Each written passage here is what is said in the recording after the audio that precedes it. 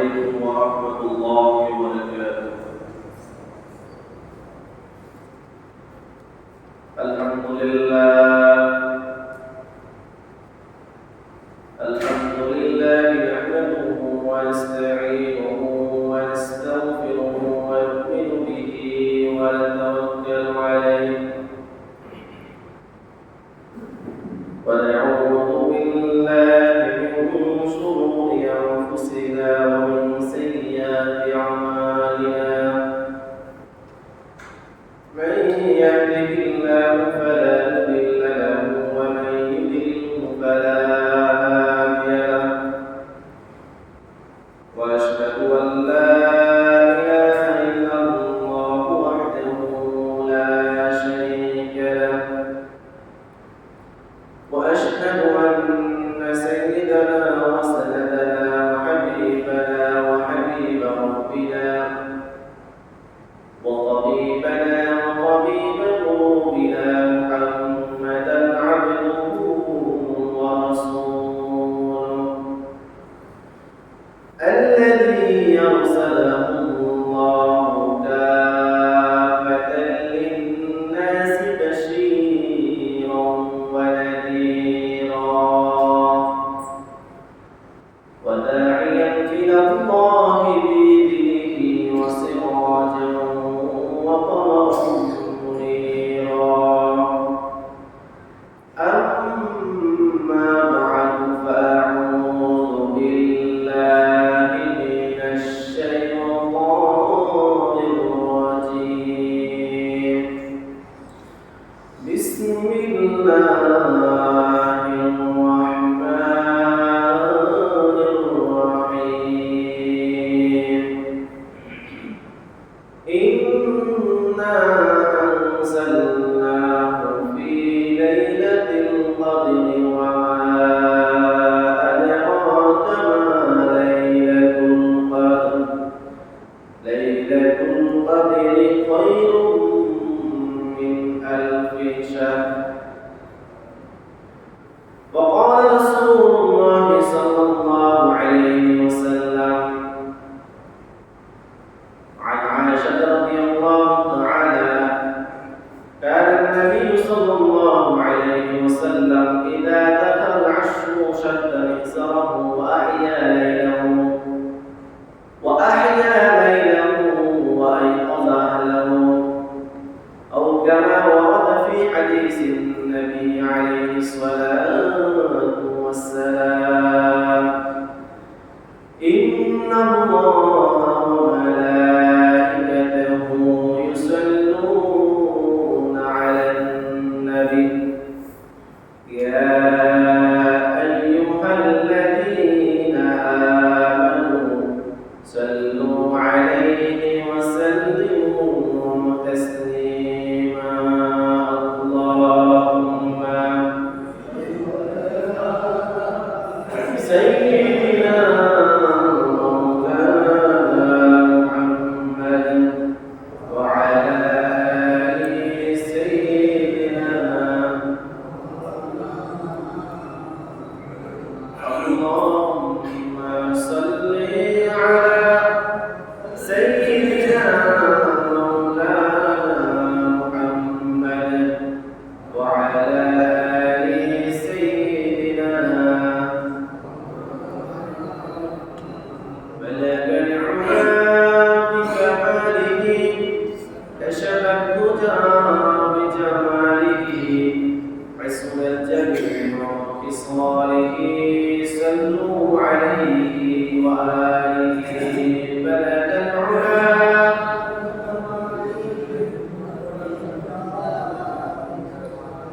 حسن الجميع خصاله صلوا عليه يا رب صل وسلم دائما أبدا على حبيبك خير الخلق كلهم بلغ العلا كشف الهدى بجماله حسنت جميع خصاله رهيني لمسكن حوالي كعبة بليني رمدفن ديار مدينة بلد العلا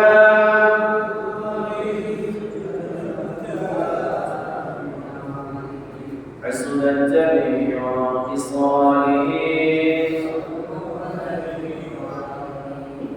আল্লাহ পাক রব্বুল আলামিনের দরবারে লাখো কোটি শুকর গুজার হচ্ছি যে আল্লাহ পাক রব্বুল আলামিন আমাদেরকে পবিত্র মাহে রমজানের সর্বশেষ জুমআ, যে জুমআকে অনেকেই জুমআতুল বিদা নামে আখ্যায়িত করেন, এমন একটি জুমআতে আল্লাহ পাক রব্বুল আলামিন আমাদেরকে আল্লাহ পাকের পবিত্র জায়গাতে মসজিদে সালাতুল জুমআ আদায়ের লক্ষ্যে আগে আসা বসা বলা ও শোনার তৌফিক দান করেছেন।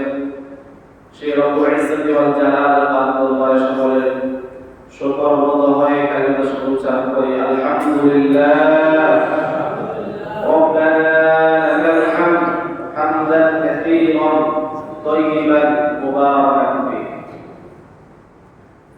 দেখতে দেখতে রমজান আমাদের একেবারে শেষেই এসে গেল। আজকে রমজানের সর্বশেষ জুমআ। এই জুমআকে অনেকেই জুমআতুল বিদা বলেন, যদিও শরীয়তে জুমআতুল বিদা বলতে কোনো জুমআ নেই।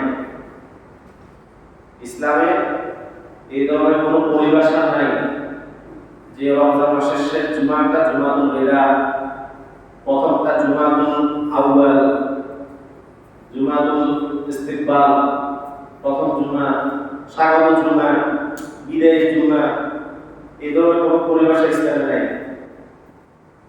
এই জন্য এই জুমাকে জুমাতুল বিদা বলা উচিত না। তবে জুমাতুল বিদা এই জিনিসটা আমাদেরকে একটা জিনিস স্মরণ করিয়ে দেয়, সেটা হলো যে রমজানের মতো ফজিলতপূর্ণ একটি মাস শেষ হতে চলেছে। রমজানের মতো একটি মাস তার শেষে গিয়ে উপনীত হচ্ছে, এই একটা মেসেজ আমরা এই জুমাতুল বিদা এই শব্দ থেকে পাই। অন্যথায় আজকের জুমার ফজিলত গত জুমার ফজিলতের সমান, একটু বেশ কম নেই। কি বলেন, আপনার সমান আছে? ফজিলতের সমান আছে? নাই। গত জুমার ফজিলতের যে ফজিলতের যে পরিমাণ, আজকের জুমা থেকে আপনি ওই ফজিলতটাই পাবেন, আলাদা কোনো ফজিলত তাৎপর্য নেই। তবে রমজান শেষ হওয়ার একটা মেসেজ আমরা এই জুমা থেকে পাই, এই জন্য অনেকে এই জুমাকে জুমাতুল বিদা সম্বোধন করে। অন্যথায় কোরআন ও হাদিসে সুন্নায় সাহাবায়ে কেরামের জীবনীতে, তাবেঈদের আসলাফদের জীবনীতে এই ধরনের কোনো শব্দ পাওয়া যায় না, জুমাতুল বিদা নামে কোনো শব্দ পাওয়া যায় না। যেটাই হোক, যে রমজান আমাদের শেষের দিকে, রমজান একেবারে তার দোরগোড়ে এসে পৌঁছেছে। শেষ দশকে রাসূলুল্লাহ সাল্লাল্লাহু আলাইহি ওয়াসাল্লাম অন্য দশক, যে প্রথম দশক, দ্বিতীয় দশক, ওই দুই দশক থেকে শেষ দশকে নবী করিম সাল্লাল্লাহু আলাইহি ওয়াসাল্লাম একটু বেশি পরিমাণে ইবাদত করতেন, এই দশকটাকে একটু বেশি গুরুত্ব দিতেন। নবীজি আম্মা জান আয়েশা রাদিয়াল্লাহু আনহা বলেন, কানা রাসূলুল্লাহ সাল্লাল্লাহু আলাইহি ওয়াসাল্লাম ইয়াজতানিবু ফিল আখিরি আও আওয়াকিরি মা ইয়াজতানিবু ফিল গায়রিহি। নবীজি শেষ দশকে এই পরিমাণ মুজাহাদা করতেন, আমল ক্ষেত্রে এই পরিমাণ চেষ্টা করতেন, যেটা প্রথম দিকের দশকগুলোতে তিনি করতেন না। খুব বেশি পরিমাণে আমল চেষ্টা করতেন, শুধু নিজে করতেন তাই না। আমাদের আয়েশা বলেন, রাসূলুল্লাহ সাল্লাল্লাহু আলাইহি ওয়াসাল্লাম তিনি কারণ নবী সাল্লাল্লাহু আলাইহি ওয়াসাল্লাম ইদা দাখাল আসর, যখন শেষ দশক এসে যেত, সাদ্দা মিজারাহু, তিনি তার গোবর বাঁধতেন, অর্থাৎ লুঙ্গির গিটকে আরো মজবুত করে তিনি বাঁধতেন।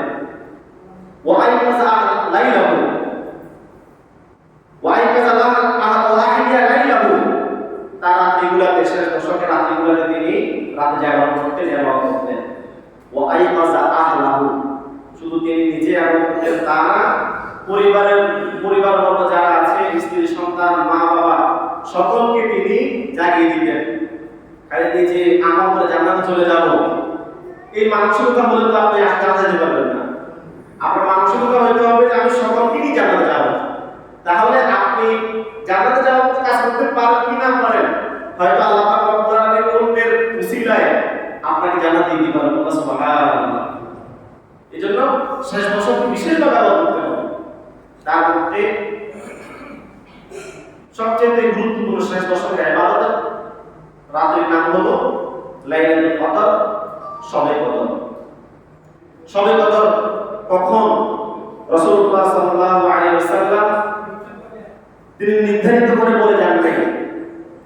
শবে কদর কবে নবীজি নির্ধারিত বলে যান নাই যে এই রাতটা শবে কদর। যার কারণে রাসূলুল্লাহ সাল্লাল্লাহু আলাইহি ওয়াসাল্লাম এটাকে অস্পষ্ট রেখেছেন। তিনি বলেন যে আল্লাহ তাআলা আমাকে শবে কদর কবে এটা জানিয়েছিলেন, তবে আমি ভুলে গিয়েছি, আমাকে ভুলিয়ে দেওয়া হয়েছে। আমি ভুলে গিয়েছি অথবা আমাকে ভুলিয়ে দেওয়া হয়েছে যে শবে কদর কোন দিন কোন রাত। রাসূলুল্লাহ সাল্লাল্লাহু আলাইহি ওয়াসাল্লাম আল্লাহ রাব্বুল আলামিন আমরা আখির নবীর উম্মত হওয়ার প্রেক্ষিতে যত বিশেষ বিশেষ নিয়ামত আমাদেরকে দিয়েছেন, শেষ নবীর উম্মত হিসেবে যত বিশেষ নিয়ামত আমরা পাইছি, তার মধ্যে অন্যতম একটা উপহার হলো এই শবে কদর। শবে কদর, শবে কদর এটা আল্লাহর পক্ষ থেকে এই উম্মতের জন্য স্পেশাল গিফট, স্পেশাল উপহার। এটা কেন দিলেন? কিতাবের মধ্যে আসে রাসূলুল্লাহ সাল্লাল্লাহু আলাইহি ওয়াসাল্লাম একদিন এভাবে খুতবা দিচ্ছেন, বয়ান করতেছেন। তো বয়ানের মধ্যে তিনি প্রায় তিনি পূর্বের যুগের উম্মতদের বিভিন্ন ইবাদত চিত্র, ঈমানের অবস্থা, বিভিন্ন ঘটনা তিনি বর্ণনা করতেন। একদিন তিনি বনী ইসরাইলের এক আবেদ ব্যক্তির বর্ণনা দিতে গিয়ে তিনি বলেন যে বনী ইসরাইলের মধ্যে আল্লাহ পাক এমন এক বান্দা ছিল যে নাকি 1000 মাস পর্যন্ত আল্লাহর রাস্তায় জিহাদ করেছে। বলেন সুবহানাল্লাহ। কত মাস? 1000 মাস আল্লাহর রাস্তায় জিহাদ করেছে। এই কথা শোনার পরে সাহাবায়ে মনটা ছোট হয়ে গেল। সাহাবায়ে কেরামের চেহারার ভঙ্গি দেখে নবীজি বুঝতে পারলেন যে আমার সাহাবীরা আগের উম্মতের অধিক পরিমাণে ইবাদতের উপরে ঈর্ষান্বিত হয়ে গিয়া তাদের মনটা খারাপ হয়ে গেছে। যে আগের যুগের মানুষের হায়াত ছিল বেশি, লম্বা জীবন তারা দুনিয়ায় বেঁচে থাকতেন, যার কারণে তারা লম্বা সময় পর্যন্ত ইবাদত করার সুযোগ থাকতো। আর আমার উম্মতের হায়াত হলো একেবারে সীমিত 60 থেকে 65, 60 থেকে 70, মাঝে মাঝে একটা হায়াত আল্লাহ তাআলা আমার উম্মতকে দিয়েছেন, বড় হায়াত হলো এটা। এটা চিন্তা করে সাহাবায়ে কেরামের মনটা একটু খারাপ হয়ে গেল। আল্লাহ পাক রব্বুল আলামিন হযরত জিবরীল আমিন আলাইহিস সালামকে পাঠিয়ে এই সূরা অর্থাৎ সূরাতুল কদর, সূরা কদরটাকে আল্লাহ পাক নাযিল করলেন। অন্য জায়গাতে আসে যে রাসূলুল্লাহ সাল্লাল্লাহু আলাইহি ওয়াসাল্লাম 4 জন বনী ইসরাইলের 4 জন নবী, বনী ইসরাইলের 4 জন নবী ঘটনা বর্ণনা করতে গিয়ে বলেন যে তারা অনবরত তারা ইবাদত করেছে, লম্বা সময় পর্যন্ত ইবাদত করেছে, যে চোখের পলক পরিমাণ তারা আল্লাহর ইবাদত থেকে বিমুখ হন নাই, চোখের পলক পরিমাণ তারা আল্লাহ পাকের নাফরমানিতে লিপ্ত হন নাই। এই কথা শোনার পর সাহাবায়ে মনটা কিছুটা খারাপ হয়ে গেল যে আরে আমাদের হায়াত একেবারে সীমিত, আমরা তো তাহলে ওই উম্মতের সাথে ইবাদতের পরিমাণ দিয়া টাকা দিয়ে কখনো আমরা কুলাতে পারবো না, কুলে উঠতে পারবো না। এটা চিন্তা করে সাহাবায়ে মনটা খারাপ হওয়ার পর কি আল্লাহ রাব্বুল আলামিন এই লাইলাতুল কদর, সূরা কদর আল্লাহ পাক নাযিল করলেন। আল্লাহ রাব্বুল আলামিন বলেন এই শবে কদর, লাইলাতুল কদর এমন একটি রাত্রি, ইন্না আনজালনাহু ফি লাইলাতিল কদর, নিশ্চয় আমি কোরআনকে নাযিল করেছি নিশ্চয় আমি এই কোরআনকে নাযিল করেছি লাইলাতুল কদরে। লাইলাতুল কদরের প্রথম বৈশিষ্ট্য হলো এই রাতের মধ্যে আল্লাহ পাক রব্বুল আলামিন তার কালামে হাকিমকে এই রাতে নাযিল করেছেন। কালামে হাকিমকে, পবিত্র কোরআন মাজিদকে আল্লাহ পাক রব্বুল আলামিন এই রাতে নাযিল করেছেন। কোরআন তো বিভিন্ন ঘটনার পরিপ্রেক্ষিতে, শান নজুলের প্রেক্ষিতে কোরআনের বিভিন্ন সময় আয়াত নাযিল হয়েছে। তো এই রাতে নাযিল হওয়ার অর্থ কি? এই রাতে নাযিল হওয়ার অর্থ হলো যে আল্লাহ পাক রব্বুল আলামিন লোহে মাহফুজ থেকে হযরত জিবরাইলকে একসাথে পুরা কোরআন এই রাতেতে দিয়ে দিয়েছে। বলেন সুবহানাল্লাহ। এই কোরআন তো সংরক্ষিত ছিল লোহে মাহফুজ, ফি লাওহে মাহফুজ, বাল হুয়া কোরআন মাজিদ ফি লাওহে মাহফুজ। এই কোরআন মাজিদ যা নাকি সংরক্ষিত আছে বা ছিল লোহে মাহফুজের মধ্যে, লোহে মাহফুজে। তো আল্লাহ পাক রব্বুল আলামিন জিবরাইল আমিনকে এই রাতেতে একসাথে এটা দিয়ে দিয়েছেন। অথবা যে রাসূল সাল্লাল্লাহু আলাইহি ওয়াসাল্লামকে আল্লাহ তাআলা একসাথে এই কোরআনকে দেখিয়েছেন, এই কোরআন পড়ার সুযোগ দিয়েছেন এই রাতের মধ্যে। এই হলো কোরআন নাযিল এই রাতের মধ্যে হওয়ার ব্যাপার। অন্যথায় বিভিন্ন সময় বিভিন্ন ঘটনার পরিপ্রেক্ষিতে আয়াত নাযিল হয়েছে, একটা দুইটা, কখনো একটা সূরা, কখনো আধা সূরা নাযিল হয়েছে। তবে আল্লাহ পাক রব্বুল আলামিন অথবা কোরআন নাযিল হওয়া শুরু হয়েছে এই জমিনে, এই ভূমিতে, পৃথিবীতে কোরআন নাযিল হওয়া শুরু হয়েছে এই লাইলাতুল কদরের মধ্যে। এইজন্য আল্লাহ তাআলা বলেন ইন্না আনজালনাহু ফি লাইলাতুল কদরি। শবে কদরের, লাইলাতুল কদরের বৈশিষ্ট্যের মধ্যে, ফজিলতের মধ্যে, তার তাৎপর্যের মধ্যে অন্যতম হলো এই রাতের মধ্যে আমি আমার কোরআনকে নাযিল করেছি। ওয়া মা আদরাকা মা লাইলাতুল কদর। তোমরা কি জানো এই লাইলাতুল কদর কি জিনিস? আল্লাহ পাক রব্বুল আলামিন শুধু লাইলাতুল কদর কি জিনিস তার বর্ণনা দিয়ে দিলেই পারতেন, কিন্তু আল্লাহর বান্দাদের মনোযোগ আকর্ষণ করার জন্য, অ্যাটেনশন পাওয়ার জন্য, অ্যাটেনশন করার জন্য তাদেরকে আল্লাহ জিজ্ঞেস প্রশ্নবোধক আয়াত নাযিল করলেন। ওয়া মা আদরাকা মা লাইলাতুল কদর। লাইলাতুল কদর কি জিনিস তোমরা কি জানো? তোমরা কি জানো? আল্লাহ তাআলা সবাই যখন প্রশ্নের মাধ্যমে অ্যাটেনশন বলেন, আল্লাহ তাআলা বলেন লাইলাতুল কদরি খায়রুম মিন আলফি শাহর। লাইলাতুল কদর তো সেই রাত্রি, যে রাত্রি আমার কাছে খায়রুম মিন আলফি শাহর, হাজার মাসের চেয়েও অনেক উত্তম। জোরে বলেন সুবহানাল্লাহ। কত মাসের চেয়ে? হাজার মাসের চেয়েও উত্তম। হাজার মাসের পরিমাণ হলো 83 বছর 4 মাস। যেহেতু 12 মাসে 1 বছর, এভাবে যদি আপনি 1000 মাসকে যদি ভাগ করেন 83 বছর 4 মাস হবে। এই 83 বছর 4 মাস পর্যন্ত কোন ব্যক্তি যদি ইবাদত করে তার যে পরিমাণ নেকি হতো, বা পূর্বিকার উম্মতেরা 83 বছর 4 মাস ইবাদত করলে যে পরিমাণ নেকি হতো, আল্লাহ এই উম্মতের এক রাতের মধ্যে সেটা দিয়ে দিবেন। সুবহানাল্লাহ, সুবহানাল্লাহ।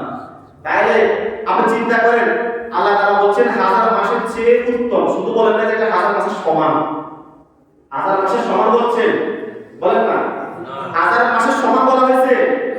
হাজার মাসের চেয়ে কি বলা হয়েছে? উত্তম। মানে খায়রুন মানে শুধু উত্তম না, খায়রুন মানে বহু গুণে উত্তম। সবাই বলেন তো কি? শুধু উত্তম না, বহু গুণে উত্তম? বহু গুণে উত্তম। কি পরিমাণ উত্তম, কতটুকু উত্তম, আল্লাহ তাআলা এটাকে উজ্জ্বল রাখছেন, এটা নিজের কাছে রেখে দিয়েছেন যে আমি আমার প্রিয় নবীর উম্মতদেরকে শুধু হাজার মাসের সমান দেব, যে তাই নয়, আমি তাদেরকে আরো অনেক উত্তম দেব, আরো অনেক বেশি পরিমাণে দেব। আল্লাহ সুবহানাহু, এটা আল্লাহ নিজের কাছে রেখে দিয়েছেন। লাইলাতুল কদরি খায়রুম মিন আলফি শাহর। এই রাতের বৈশিষ্ট্য তানাজ্জালুল মালায়েকাতু ওয়ার রূহু ফিহা বিইذনি রাব্বিহিম মিন কুল্লি আমর। তানাজ্জালুল মালায়েকা, যে রাতের মধ্যে আল্লাহ পাক রব্বুল আলামিনের বিশেষ স্পেশাল ফোর্স, বিশেষ স্পেশাল ফেরেশতা এই রাতের মধ্যে অবতরণ করেন। আসমান থেকে জমিনে তারা আসেন, অবতরণ করেন। অবতরণ কেন করেন তার কয়েকটা কারণ মুফাসসিররা লিখেছেন। একটা হলো অবতরণ করেন হলো যারা নাকি লাইলাতুল কদরের মধ্যে ইবাদত করে, যারা লাইলাতুল কদরের মধ্যে ইবাদতকারী তাদের উপরে রহমত আর বরকত আর সালাম বর্ষণ করার জন্য বলেন সুবহানাল্লাহ। আরেকটা কারণ হলো যে আল্লাহ পাক রব্বুল আলামিন তাদেরকে দেখানোর জন্য যে ফেরেশতারা তোমরা না বসিলা যে আমার এই বান্দারা জমিনে গেলে তারা ফিতনা করবে, ফাসাদ করবে, রক্তপাত করবে, বিভিন্ন খারাপি করবে, তোমরা না বলছিলা যাও এখন দেখে আসো, এখন দেখে আসো জমিনের মধ্যে তারা দেখে আসো যে আমার বান্দারা পুরো রাত থেকে কিভাবে আমার জন্য ইবাদত করতেছে, পুরো রাত কিভাবে তারা আমার জন্য ওয়াকফ করে দিয়েছে, তোমরা দেখে আসো। আল্লাহ তাআলা তাদেরকে একেবারে কাগজে কলমে চাক্ষুষ প্রমাণ দেওয়ার জন্য তাদেরকে আসমান থেকে জমিনে পাঠান বলেন সুবহানাল্লাহ। তানাজালুল মালায়েকা ফেরেশতারা অবতরণ করে। ওয়ার রূহু তানাজালুল মালায়েকাতু ওয়ার রূহু ফিহা, এই রাতের মধ্যে ফেরেশতা অবতরণ করেন। শুধু তাই নয়, রূহ অবতরণ করেন। রূহ কি জিনিস? মুফাসসিরিন কেরাম লেখেন রূহ অর্থ হলো রূহুল কুদুস। রূহুল কুদুস হযরত জিবরাইল আলাইহিস সালাম। হয়তো কেউ মনে করতে পারে হয়তো দুনিয়ার মধ্যে সাধারণ সাধারণ কিছু ফেরেশতা আসে আমাদের জন্য, আমাদের সম্মানে। আল্লাহ পাক বলেন না রে না, হে আমার আখির নবী উম্মতেরা, তোমাদের এত দাম, তোমাদের এত মূল্য, আমার ফেরেশতার জগতের সবচাইতে দামি ফেরেশতা যিনি নাকি ফেরেশতাকুল সর্দার হযরত জিবরাইল আলাইহিস সালাম। আল্লাহ বলেন আমি সাধারণ ফেরেশতা পাঠাই না, আমি ফেরেশতা পাঠাইতে আমার সবচাইতে দামি সম্মানিত ফেরেশতা হযরত জিবরাইলকেও আমি এই রাতে পাঠাই। সুবহানাল্লাহ। হযরত জিবরাইল আমার আপনার ইবাদত দেখার জন্য এই রাতে এই জমিনে তিনি আসেন। অন্য জায়গায় আসছে, এখানে রূহ দ্বারা উদ্দেশ্য হলো রূহুল্লাহ, আল্লাহর রূহ, আয় আমরুল্লাহ, আল্লাহর হুকুমে যে নবী সৃষ্টি হয়েছিলেন, যে নবীর পিতা ছিল না, ওই নবীর নাম কি বলেন না? হযরত সাইয়্যিদনা ঈসা আলাইহিস সালাম। তিনি কোন দুনিয়ার বাবার মাধ্যমে তিনি দুনিয়াতে আসেন নাই। তিনি এসেছেন কিভাবে? আমরিল্লাহ, আল্লাহর হুকুম, আল্লাহর একটা হুকুমের মাধ্যমে তিনি দুনিয়াতে এসেছেন। তো আল্লাহর হুকুম মানে হুকুমকে অন্য ভাষায় বলা হয় রূহ। তো রূহুল্লাহ, হযরত ঈসা নবীর অন্য নাম হলো রূহুল্লাহ, আল্লাহর রূহ তথা আল্লাহর হুকুম। আমাদের মধ্যে যে রূহটা আছে, আমরা যে রূহ আমাদের শরীরের মধ্যে আল্লাহ পাক দিয়ে দিয়েছেন, এই রূহটা কি জিনিস? আল্লাহ কি বলছেন? উলির রূহু মিন আমরি রাব্বি, উলির রূহু মিন আমরি রাব্বি। রূহ কি জিনিস? নবীজি কি জিজ্ঞেস করা হয়েছে? প্রশ্ন করে আটকাই ফেললে। প্রশ্ন কিলে করে না, প্রশ্ন কিছু মানুষ কিলে করে, আটকাই ফেললে প্রশ্ন করে, জানলে প্রশ্ন করে না। তো কাফেররা নবীজিকে এভাবে আটকানোর জন্য প্রশ্ন করছে, মুহাম্মদ তুমি না নবী, তাহলে বলো দেখি রূহ কি জিনিস? নবীজি কয় আমার একটু সময় দেব, তোমাদেরকে জানাবো। ও ইনশাআল্লাহ তো ভুলে গেছে, ইনশাআল্লাহ তো ভুলে গেছে। যার প্রেক্ষিতে একেবারে 14 দিন পর্যন্ত আল্লাহ পাক রব্বুল আলামিন ওহী বন্ধ করে দিয়েছেন। এই তো শুরু হয়ে গেছে মানে আল্লাহর দুশমনদের, কাফের মুশরিকদের হাসি ঠাট্টা। ওই দেখো দেখো মুহাম্মদ নাকি নবী, একটা দুটো প্রশ্ন করিলাম, আজকে একটা দিন চলে গেল, এখনো সে উত্তর দিতে পারে নাই। উত্তর না দেওয়া কি এটা কি ব্যর্থতা? উত্তর দিতে না পারা কি ব্যর্থতা? কোন সময় উত্তর না দিতে পারাটাই সফলতা। সব জায়গাতে আপনি উত্তর দিয়ে জিততে চাইলে আপনি হেরে যাবেন। কিছু কিছু জায়গাতে আপনাকে উত্তর না দিয়ে চুপ থেকে জবাব দিতে হয়, জবাব দিতে হবে। এখন আসছে আয়াত আসছে, আল্লাহ তাআলা বলেন কুলির রূহ মিন আমরি রাব্বি। এগুলো আপনি বলে দেন এদেরকে যে রূহ এমন কোন সাধারণ কোন জিনিস না, বা এটা কোন অস্তিত্ব কেউ দেখবে না, কারণ রূহ হলো আল্লাহ পাকের একটা হুকুম। রূহ কি বলেন? আল্লাহ পাকের একটা হুকুম, আল্লাহ পাকের একটা হুকুম। তো এই আল্লাহর হুকুমে যেহেতু হযরত ঈসা আলাইহিস সালাম তিনি দুনিয়াতে এসেছেন, মায়ের গর্ভের মধ্যে তিনি গিয়েছেন, এইজন্য ঈসা নবীকে রূহ বলা হয়। কোন মুফাসসিরিন লিখেছেন যেখানে তানাজ্জালুল মালায়েকাতু ওয়ার রূহু, রূহ যার উদ্দেশ্য হলো হযরত ঈসা আলাইহিস সালাম। হযরত ঈসা ফেরেশতাদের মাধ্যমে তিনি জমিনে আসেন আমাদের ইবাদত দেখার জন্য। কেন? কারণ আল্লাহ পাক রব্বুল আলামিনের কাছে তিনি আগে থেকে দরখাস্ত করে রেখেছেন। যে আল্লাহ, আপনার এই আদি নবীর উম্মতদের ইবাদত আমি দেখতে চাই। দরখাস্ত একটা করছেন যে আপনার আদি নবীর আমি উম্মত হতে চাই, এটা তো একটা আছে। আর একটা হলো যে আপনার আদি নবীর উম্মতদের ইবাদত আমি দেখতে চাই। আল্লাহ পাক রব্বুল আলামিন তার প্রিয় বান্দা হযরত ঈসা রূহুল্লাহ আলাইহিস সালামের এই দোয়া কবুল করে বিশেষ দিনে, বিশেষভাবে শবে কদরের এই রাত্রিতে, লাইলাতুল কদরের এই রাত্রিতে আল্লাহ তাআলা ফেরেশতাদের সাথে হযরত ঈসা নবীকেও পাঠান। বলেন সুবহানাল্লাহ। কি বলেন? আমার আপনার ইবাদত দেখার জন্য যদি একজন নবী আসে, এটা আমার আপনার জন্য সম্মানের না? কথা বলেন না কেন? সম্মানের না? যে আমাদের ইবাদত দেখার জন্য আসছে কে? নবী। আমরা সাধারণ উম্মত, আমাদের ইবাদত দেখার জন্য আসছে কে? নবী। সুবহানাল্লাহ, সুবহানাল্লাহ। আল্লাহ পাক বলেন তানাজ্জালুল মালায়েকাতু ওয়ার রূহু ফিহা বিইذনি রাব্বিহিম মিন কুল্লি আমর, সব বিষয় নিয়ে আল্লাহ পাকের ফেরেশতারা আল্লাহর পক্ষ থেকে আসে। যে আল্লাহর অনুমতি বিহীন তা নয়, আল্লাহ পাকের অনুমতি নিয়েই কিন্তু তারা আসে। মিন কুল্লি আমর। আর আয়েশা সালাম, আল্লাহর বান্দাদের উপর ব্যাপকভাবে তারা সালাম বর্ষণ করে। বলেন না সুবহানাল্লাহ। ফেরেশতারা আয়েশা আমার আপনার প্রতি, আল্লাহর ইবাদত গুজার বান্দাদের প্রতি তারা কি বর্ষণ করে? সবাই বলে কি বর্ষণ করেন? সালাম বর্ষণ করেন, রহমত বর্ষণ করেন, শান্তি বর্ষণ করেন। কি পর্যন্ত? ইয়া হাত্তা মাতলাইল ফাজর, একেবারে সুবহে সাদেক হওয়া পর্যন্ত, ফজর পর্যন্ত, সুবহে সাদেক হওয়া পর্যন্ত আল্লাহর ফেরেশতারা এই কাজ করতে থাকে। এই হলো শবে কদরের গুরুত্ব। যে ব্যক্তি একটা শবে কদর পাবে, তার আমলনামার মধ্যে কত বছরের ইবাদত যোগ হবে? 83 বছর 4 মাস। বলেন কত বছর? 83 বছর 4 মাস। যদি আল্লাহর কোনো বান্দা যদি এভাবে ভাগ্যক্রমে যদি 10টা শবে কদর পাই যায়, কয়টা শবে কদর? কথার কথা 10টা শবে কদর সে বাকিদার হয়ে গেল, তাহলে আপনি বলেন তো এভাবে 83 বছর 4 মাস আপনি যদি 10 দিন পূরণ করেন, তাহলে 800 বছরের বেশি। কত বছর? 800 বছরের বেশি পরিমাণ তার আমলনামায় নেকি যোগ করার সুযোগ আছে কি না? বলেন আছে কি না? বলেন না আছে। তাহলে বলেন আমাদের সাথে লাগার মতো সুযোগ কি আর কোন নবীর উম্মতের আছে?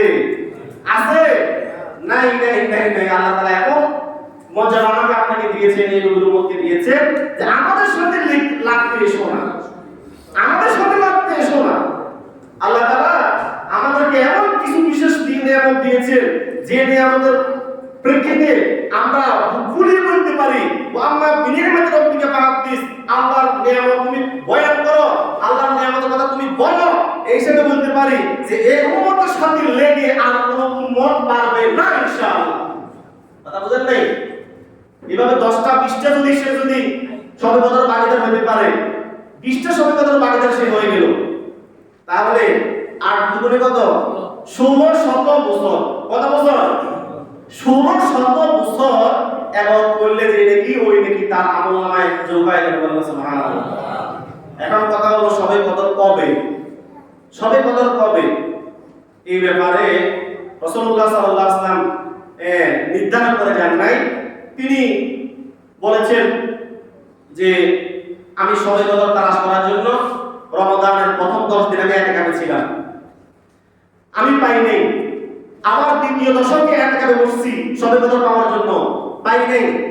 এরপর আমি তৃতীয় দশকে ইতিকাফে বসেছি শবে কদর লাভ করার জন্য, অর্জন করার জন্য। আমি শেষ দশকে আমি শবে কদরকে পেয়েছি। সুতরাং ফালতামিসুহা ফি আখির রমাদান, ফি আখির রমাদান, শেষ দশকে, রমজানের শেষ দশকে তোমরা এই রাতটি তোমরা তালাশ করো।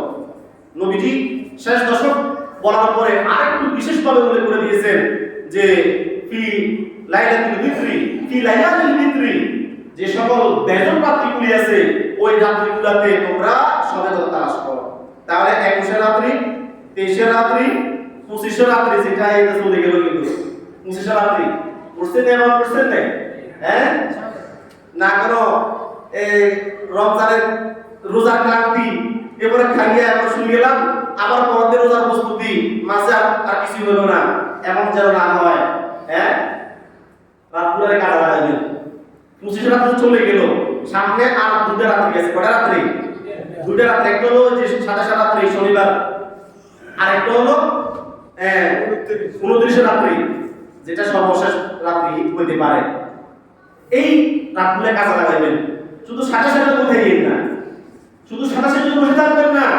এটা বলার অর্থ এটা না যে আপনি 27 ইবাদত করিয়েন না, 27 ইবাদত করবেন, 27 ইবাদত করবেন, শুধু 27 জন্য বসে থাকবেন না। এখন আমাদের তো এমন এক মহামারী, এমন এক কি কইতাম মানে অবক্ষয় আমাদের ইমানের মধ্যে আসে গেছে, ওই 27 বসে থাকি। এই রাত্রিগুলোতে আমরা আমাদের কোনো গুরুত্ব থাকে না, 27 পুরো রাত দেখি মাশাআল্লাহ নামাজে দাঁড়ানো আছে, তারা আমাদের লিপ্ত আছে, জিজ্ঞাসা লিপ্ত আছে। কি রে ভাই, শুধু 27 মধ্যে সবে কথা চাইবো, এই নিউজ আপনাদের বললো কে ভাই? এই খবর আপনারা দিচ্ছেন কে যে শুধু 27 মধ্যে সবে কথা চায়? এই জন্য শুধু সবে কথা 27 মধ্যে সীমাবদ্ধ রাখবেন না, রাত্রিগুলোতে কাজে লাগাবেন।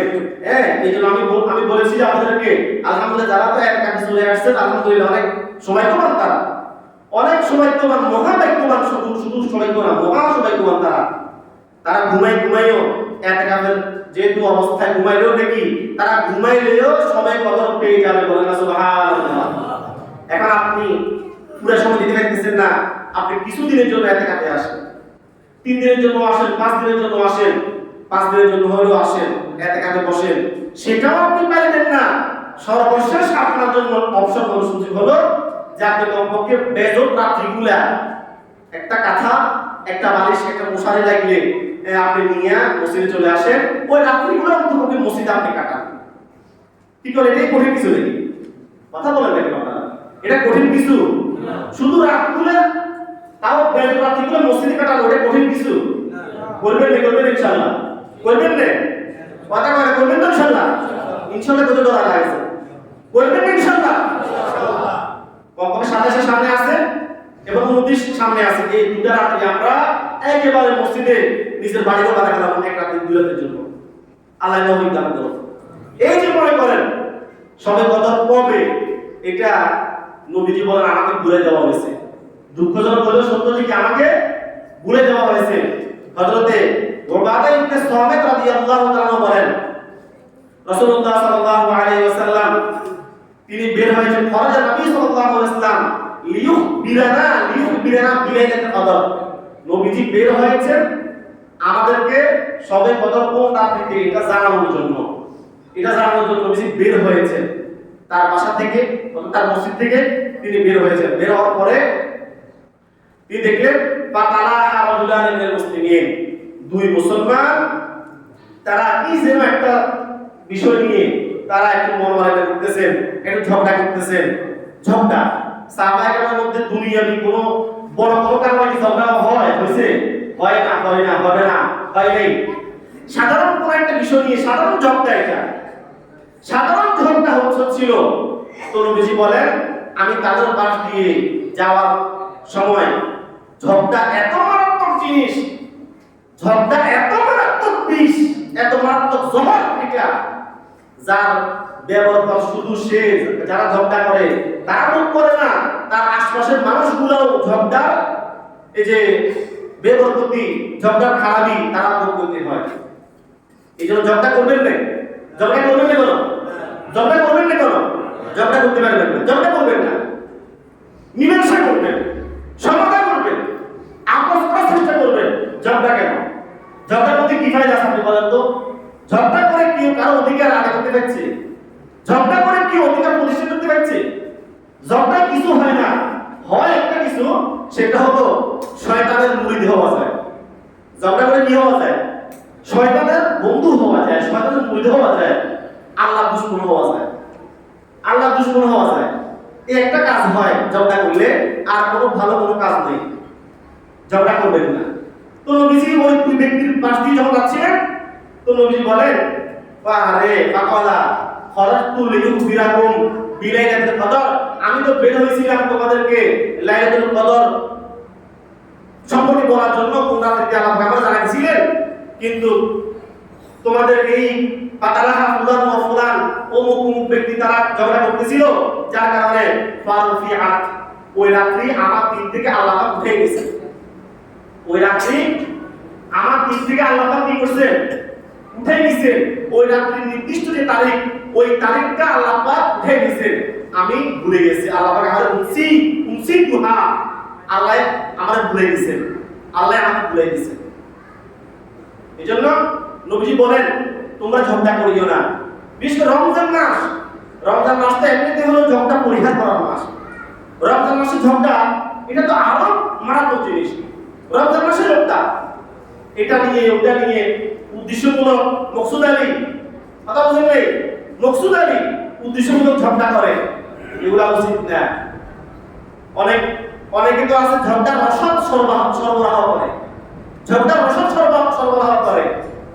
আল্লাহর বান্দাদেরকে আপনি রমজান মাসে তো আমলের রসদ সরবরাহ করা দরকার ছিল, ওই জায়গাতে ঝগড়ার রসদ সরবরাহ করে, দুঃখজনক। হ্যাঁ, রমজান আসছে, এখন নতুন বিতর্ক, আবু হানিফা কি 40 বছর এশারের ওযু দিয়ে ফজর পড়ছে না পড়ে না, এটা কি কয় বানাতে কথা, এটা কি বলে উদ্ভট বানানো কোনো কথা কিনা। এই যে এই ঝগড়ার একটা রসদ পাবলিককে দিয়ে দিল, কারণ পাবলিক এবারে কেউ পক্ষে কেউ বিপক্ষে, কেউ যুক্তিদের কেউ মুক্তিল, এই যে এখন ব্যস্ত হয়ে গেল। কি বলেন এগুলা কি ঝগড়া না? এগুলা ঝগড়া না। আবহানি রহমতুল্লাহ 40 বছর এশারের ওযু দিয়ে ফজর পড়লে বাকি আর না পড়লে বাকি, এটার সাথে আমার আপনার ঈমানের বিশেষ কোনো সম্পর্ক আছে? বলেন না আছে রে, কথা বলেন না, আছে নাই? আর এটাকে উস্কে দিয়ে এখন কেউ পক্ষের যুক্তি দিচ্ছে, কেউ বিপক্ষে যুক্তি দিচ্ছে। এই যে ব্যস্ততা, মানুষকে ব্যস্ত করে দেওয়া, মানুষকে ফাউল কাজে রসদ সরবরাহ করা, এগুলা তো ঝগড়ারই অন্তর্ভুক্ত, ঝগড়ার অন্তর্ভুক্ত।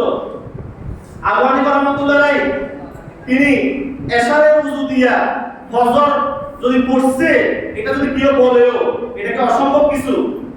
এটা অসম্ভব কিছু? এটা অসম্ভব কিছু না। কেন অসম্ভব না? কারণ প্রথমে আপনাকে বুঝতে হবে কারামাতুল আউলিয়ায়ে হাক্কুন, আল্লাহর ওলিদের কারামত এগুলা হক।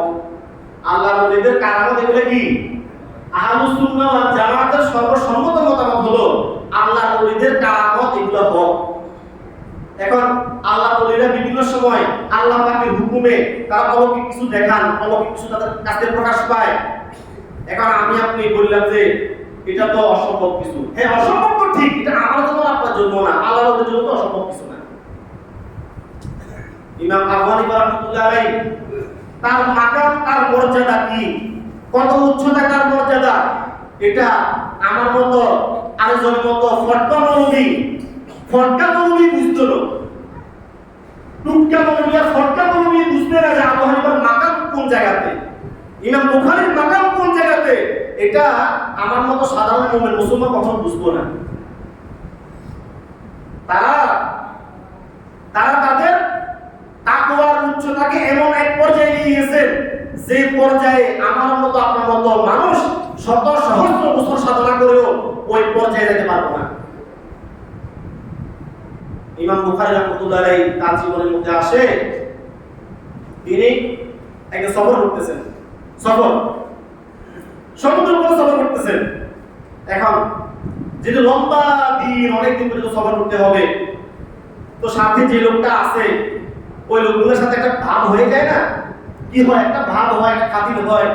তো কথার ফাঁকে পারিবারিক ব্যক্তিগত অনেক সুন্দর করে কথা মানুষ একে অপরকে বলে কিনা বলে। এখন খারাপ মানুষ তো সব যুগে ছিল, সব জামানাতে খারাপ মানুষ কম বেশি ছিল। ওই যে লোকটার সাথে ইমাম বুখারী রাহমাতুল্লাহর ভাব হয়েছে, ওই লোকটা আসলে একটু মক্কর টাইপের, প্রতারক টাইপের। এখন ইমাম বুখারী তার ব্যাগের মধ্যে কি আছে? কত স্বর্ণ মুদ্রা আছে? ইমাম বুখারী কয় আমার ব্যাগের মধ্যে 100টা স্বর্ণ মুদ্রা আছে, এবং আমি যে ব্যাগের মধ্যে যে থলের মধ্যে এটা রাখছি ওই থলের বর্ণনাটাও ইমাম বুখারী ওই লোকটার বলে দিয়েছি আর কি, কথা ভাগে। আসলে তো ইমামটা সাদা সিধা হয়, কথা বুঝে গেলে মানে ম্যাক্সিমাম বুঝে আর কি। এখন এই লোকটা কয় এই তো একটা সুযোগ, ইমাম বুখারীর এই লোকটা এই স্বর্ণ মুদ্রার থলেটা আমি আমার করে নিতে হবে, এই তো একটা সুযোগ পাইছি।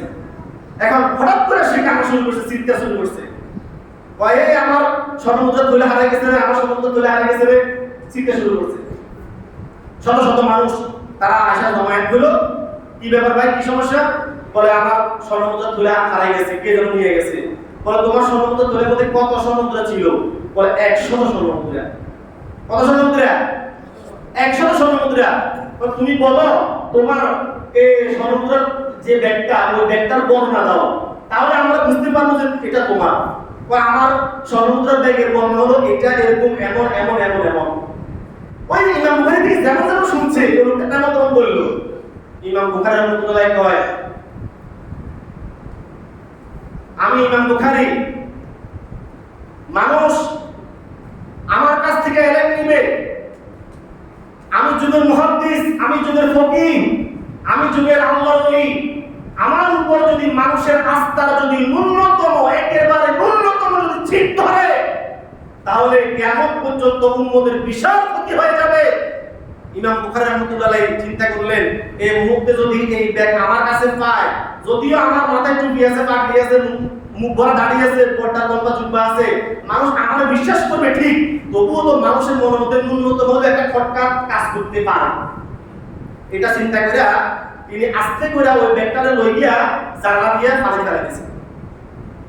এখন সব মানুষ পুরা কেবিনের মধ্যে যারা ছিল সবার ব্যাগ তন্ন তন্ন করে খুঁজছে, কারো কাছে এই 100 স্বর্ণ মুদ্রাওয়ালা কোনো ব্যাগ এবং এই বর্ণনার কোনো ব্যাগ লোক খুঁজে পায় নাই। এখন ওই লোকের মানুষ যা তা বাস করছে, এটা মিছা কথা কস, হ্যাঁ তোর ব্যাগ কত ফতে কথা ফেলে এসছস, এখানে তো তোর খাড়াই নাই, যা সবাই যার মতো বকাঝকা করে চলে গেছে। যাওয়ার পরে এই লোক ইমাম বুখারীর পাশে এসে কয় হুজুর আপনারা কইছিলেন আমার ব্যাগের মধ্যে এরকম 100 মুদ্রার 100 স্বর্ণ মুদ্রার একটা ব্যাগ আছে, ব্যাগের এই বর্ণনা, আপনি মিথ্যা বলছেন নাকি? বলে না আমি তো মিথ্যা বলি নাই, আমি সত্যই বলছি আমার ব্যাগের মধ্যে এই ধরনের একটা ব্যাগ ছিল, তবে সেটা আমি ফানের মধ্যে ফেলে দিয়েছি। বলে না সুবহানাল্লাহ। আমি কোথায় ফেলছি এটা? 100 স্বর্ণ মুদ্রার বর্তমান বাজার মূল্য যদি আপনি হিসাব করেন 1 কোটি টাকার উপরে, 1 কোটি টাকার উপরে, কোটি টাকার উপরে যার মূল্য, ইমাম বুখারী রাহমাতুল্লাহ সেই মহান ব্যক্তি যিনি তার তাকওয়ার উপরে সাধারণ মানুষের ন্যূনতম বিশ্বাসের মধ্যে ছিট ধরবে, এতেকাদ আর সম্মানের জায়গায় ছিট ধরবে, ওই কাজ করতে তিনি রাজি নেই, বিনিময়ে কোটি টাকা তার চলে যায়, যা তার কোনো আপত্তি নেই। এটা হলো আল্লাহর ওলিদের জীবনের ন্যূনতম ছোট ছোট ঘটনার মধ্যে একটা মাত্র ঘটনা। এখন আবু হানিফা রাহমাতুল্লাহ আলাইহি 40 বছর কিভাবে এশার ওযু দিয়া ফজর পড়লেন, আরে ইমাম আবু হানিফা রাহমাতুল্লাহ তাকওয়ার যে উচ্চতা, ওই উচ্চতা আমি আপনি কখনো কল্পনা করতে পারবো না, আমি আপনি কখনো কল্পনা করতে পারবো না। তারা তাদের ইতিকাদের জায়গাতে, তারা তাদের তাকওয়ার জায়গাতে, তাকওয়ার ওই পৃষ্ঠায়, তাকওয়ার এই জামার মধ্যে ন্যূনতম একটা কালিমা লেগে থাকুক, লেগে যাবে, এই জিনিস তারা কখনো বরদাস্ত করতে পারতেন না। ইমাম আবু হানিফা রাহমাতুল্লাহ আলাইহি তিনি এক পথে যাইতেছেন, যাওয়ার পথে তিনি দুটা মানুষকে এক জগতে বলতে শুনলেন। তারা বলতেছে, কি বলতেছে? ওই এর শুনছনে সাবেতের বেটা নোমান, ইমাম আবু হানিফা নাম হলো নোমান, তার বাবার নাম হলো সাবেত। সাবেতের বেটা নোমান কয় শুনছনে সে পুরা রাত ধরে তাহাজ্জুদ পড়ে, রাতে একটু ঘুমায় না। অথচ ইমাম আবু হানিফার ওই সময় আমল ছিল তিনি অর্ধরাত্রে ইবাদত করতেন, অর্ধরাত্রে ঘুমাইতেন, অর্ধরাত্রে ইবাদত করতেন, অর্ধরাত্রে কি করতেন? ঘুমাইতেন। মানুষের ধারণা কি? মানুষের ধারণা হলো তিনি পুরা রাত ইবাদত করেন, একটু ঘুমান না, এটা মানুষের ধারণা। অথচ তার আমল হলো তিনি অর্ধরাত্রে ঘুমান আর বাকি অর্ধরাত্রে তিনি জাগ্রত থাকেন, ইবাদত করেন, জাগ্রত থাকেন। ইমাম আবু হানিফা চিন্তা করলেন, মানুষ যদি জানতে পারে যে আমি পুরো রাত ধরে আমি ইবাদত করি না, বা আমি পুরো রাত ধরে আমি ঘুমাই, বা পুরো রাত আমি জাগ্রত থাকি না, তাহলে মানুষের আমার প্রতি যে এতেকাদ, ইমাম বুখারীর মতো আমার প্রতি মানুষের যে এতেকাদের যে স্তর, ওই স্তর নষ্ট হয়ে যাবে। এই জন্য সেই দিন থেকে ইমাম আবু হানিফা রাহমাতুল্লাহ আলাইহি ওই যে কাহিনী, ওইটা এশারের ওযু দিয়ে ফজর পড়া শুরু করছেন। অসম্ভব কিছু না, অসম্ভব কিছু না, অসম্ভব কিছু না। আর এই যুগের ফটকা মৌলবী এসে প্রশ্ন করে, আবু হানিফা এই কাজ করলেন কেমনে? আবু হানিফা এটা কারামত, এটা আবু হানিফার কারামতের অংশ, তাদের তাকওয়ার একটা বহিঃপ্রকাশ এটা। এখন কত ডিগ্রি সম্মুখীন দিলেন, তাই না? 40 বছর যদি এশারের ওযু দিয়ে যদি ফজরে যদি করতে হয়, তাহলে কি বলে ডিগ্রি সময় কেমনে দিছে? লাগেছে এই মিয়ার কাছে ইমাম আবু হানিফার বিবি আসি নালিশ করছে, দেখছেন না অবস্থা? লাগেছে মিয়ার কানে কানে ইমাম আবু হানিফার বিবি আই মিয়ার নালিশ করছে, এমনি সালিশ দেওয়া, এমনি বিচারক। জাহেল, এরা জাহেল, বড় মূর্খ না। এরা আল্লাহর বান্দাদেরকে আমলের রসদ সরবরাহ করে না, ঝগড়ার রসদ সরবরাহ করে। ঝগড়ার বিদ্যুৎ মানে ইস্যু মানুষকে সরবরাহ করে। আল্লাহর রাস্তায় বন্ধ করেন। এই রমজান যেখানে এমনিতে ঝগড়া ফাসাদ বন্ধ করা দরকার, আর এই যে লাইলাতুল কদরের শিক্ষার মধ্যে অন্যতম শিক্ষা হলো যে ঝগড়া ফাসাদের কারণে বা একটু সামান্য ঝগড়ার কারণে এই লাইলাতুল কদরকে আল্লাহ ভুলে গেছেন। আবার ওই রমজানের মধ্যে ঝগড়া কেন করেন? কিভাবে ঝগড়া করেন? সাধারণ বিষয় নিয়ে কেন ঝগড়া করেন? আপনি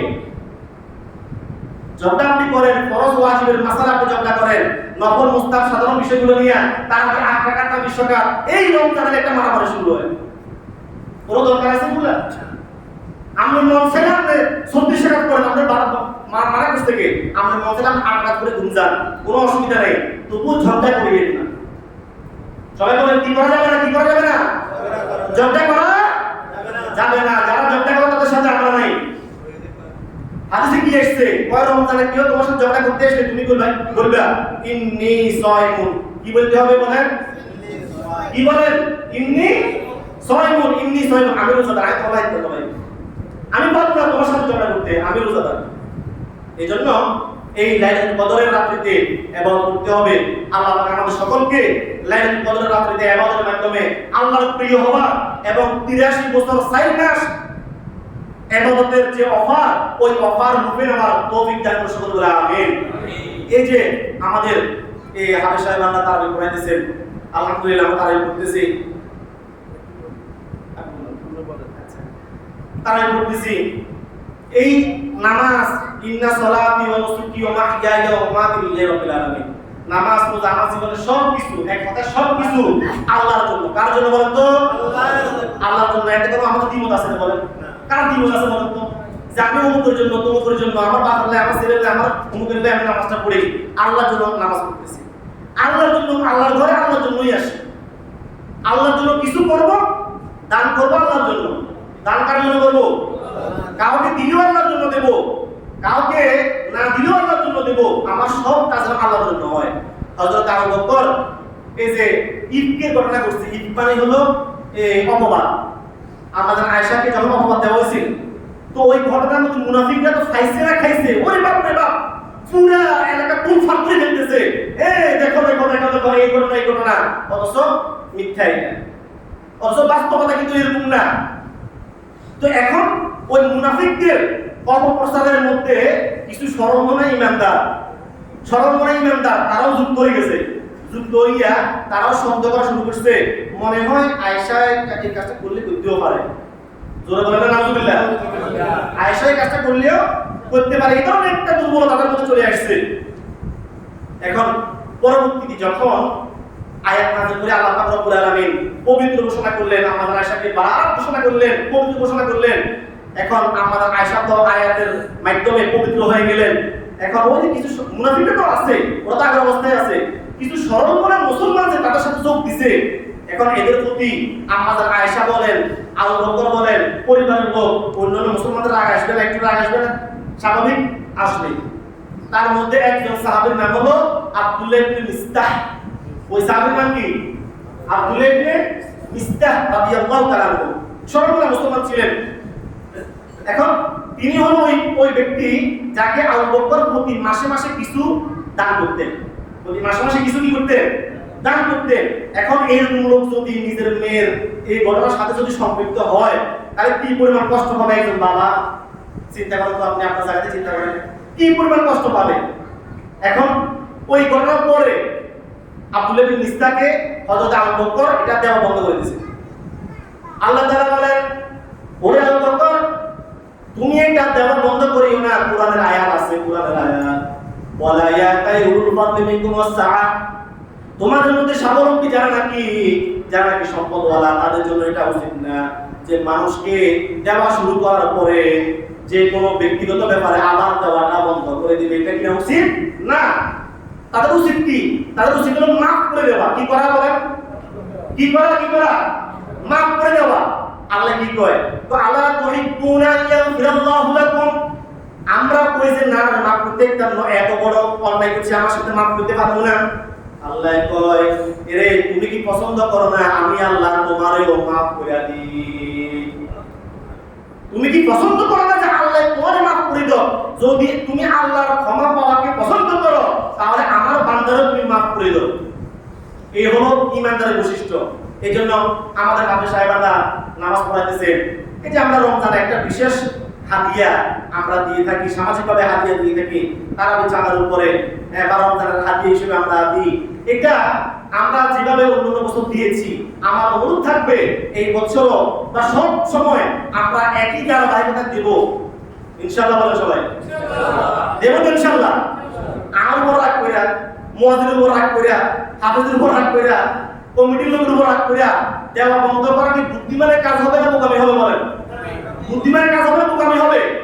এই জন্য মেহেরবানি করে সকলে এই হাদিয়াটা চাঁদাটা সবাই দিবেন, যত সামর্থ্য অনুযায়ী বেশি দেওয়ার চেষ্টা করবেন। আল্লাহ তাআলা যে কথাগুলো বলেছি আল্লাহ আমাকে আপনাদেরকে সকলকে আমল করার তৌফিক দান করুন। আমিন ওয়া আখিরু দাওয়ানা আলহামদুলিল্লাহি রাব্বিল আলামিন। একটু লেট করে দিয়েছি, এই জন্য মাফ করে দিন।